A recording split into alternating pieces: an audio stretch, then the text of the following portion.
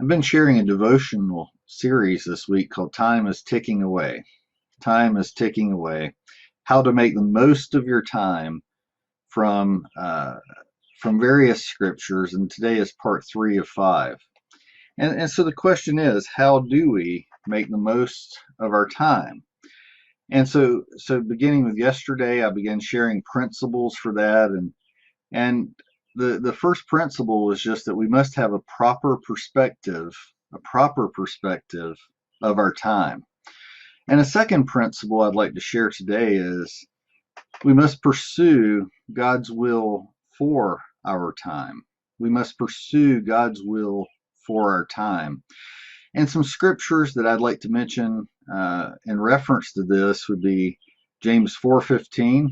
In James 4:15, there James says, instead, you ought to say, if it is the Lord's will, we will live and do this or that.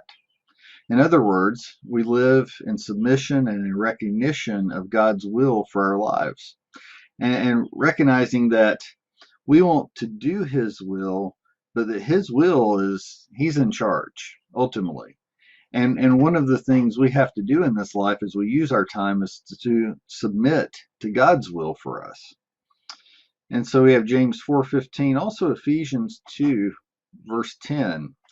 There it says, for we are God's handiwork, created in Christ Jesus to do good works, which God prepared in advance for us to do. So understand this, we're God's handiwork. God created us. He created us in a very specific fashion. God created us, He saved us for certain good works to do, where there's certain ways in which the Lord has designed and desires for us to serve Him in congruence with the way that He's created us. And not only is that true as far as Ephesians 2:10, but God has prepared in advance those good works for us to do. And so think about this. From all eternity, God has certain good works He desires for us to do, and He has created and prepared us to be able to do them. And so we have purpose, we have meaning, we are created for those. And then in Ephesians 5:15 through 17, there Paul says, be very careful then how you live, not as unwise, but as wise, making the most of every opportunity, because the days are evil. Therefore, do not be foolish, but understand what the Lord's will is. So there's several things that are mentioned there. We want to take care with our lives, how we live our lives. We should live with intentionality. We should live with purpose. We should live according to wisdom. And he says, make the most of every opportunity. Now, admittedly, when I look back and I think about my own past and things I've done or not done in this case, I think of opportunities that at times I missed. I missed the opportunity. I didn't make the most of it. And the Lord opens, certain doors at certain times and gives us opportunities, and we can miss those if we're not aware. But then he goes on here, and not only talking about the wise and the foolish, but he said, understand what the Lord's will is. Understand what the Lord's will is. As a Christian and one who's been a Christian for a long time, the desire has been to do God's will. That's the desire. Well, that begs the question of how do you know what God's will is? And so over the years, and I may share more about this at a later time, but over the years, I've come to realize that, one, there's two ways you can understand this. One is generally, there's things that are revealed in the scriptures that we know are God's will. We don't have to ask about it. We don't have to wonder about it. It is God's will. And the first of these is that all people come to know Jesus as their Savior. We see that in 1 Timothy 2:4. It's not God's desire that any should perish, but all should come to repentance.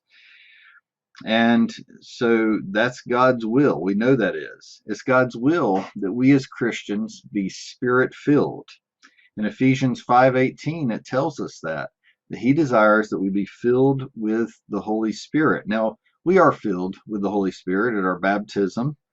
We're filled with the Holy Spirit, though it's one of those things where we need refilled. We need continual filling with the Holy Spirit, and that seems to be what Ephesians 5:18 indicates.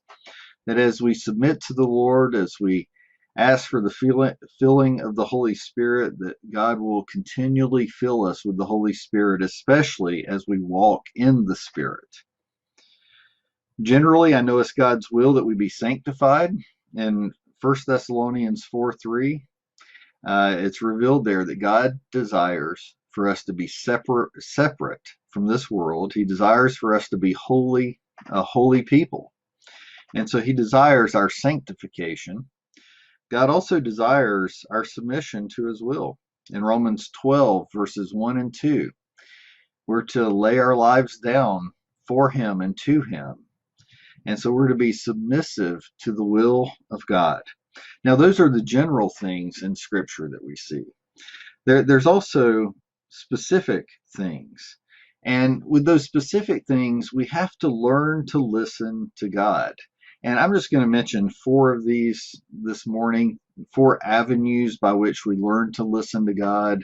I do believe there's other ways in which we learn to listen to God, or other avenues in which God communicates with us.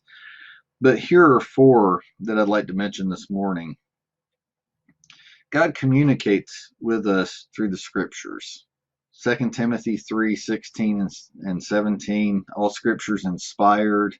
And God desires to speak to us through his Holy Scriptures. And so as we read the Scriptures, as our minds are renewed in the Scriptures, there's times where the Holy Spirit just lifts a verse or lifts a phrase off the page and speaks to us very directly from that Scripture. Another thing is God speaks to us through prayer. Through prayer, there's different types of prayer, okay? And I acknowledge and understand that. But God desires to speak to us through prayer, and prayer is a conversation between us and God. And we see this in Romans 8:26 and 27, as the Spirit helps us to pray. Even when we don't know how to pray, the Spirit helps us to pray. God also speaks to us through circumstances in our lives. If you truly believe that God is with us, that God is engineering, that God is sovereign in our lives, that God is guiding, directing, different circumstances in our lives come along in which God gives us a nudge in one way or another. And then a 4th one is the church. In Ephesians 4:15 and 16, God uses other believers to speak to us. I just think over the years, the many times that I felt like the Lord was speaking to me over something, and then another believer comes along and says, I really feel like God might be saying this. And as they say that, the Lord just makes the light bulb come on, and it's like, yeah, okay, I'm hearing the Lord right. He's just confirming it through this other believer. And so the Lord speaks to us specifically through the Scriptures, through prayer, through circumstances, through the church. And there's a lot more that could be said about that. I drew those 4 from the book Experiencing God by Henry Blackaby and Claude King, which is a very powerful book. And so I just wanted to mention those. But as we think about time ticking away, and that we must pursue God's will for our time, a quote by William Penn, he said this. He said, "Time is what we want most, but what we use the worst." And I think that's true a lot of times. How intentional are we about how we use the time that God has blessed us with? To make the best use of our time on earth, we must know and do God's will for the time that we've been blessed with, that we've been given. And so this morning, that's really the principle. The second principle of how to make the most of our time is pursue God's will for our time. Pursue God's will for our time. And so I hope and pray that you'll do that as you go forward in life, or whatever place you're at in life, that your heart would be directed toward the Lord and toward serving Him and doing His will.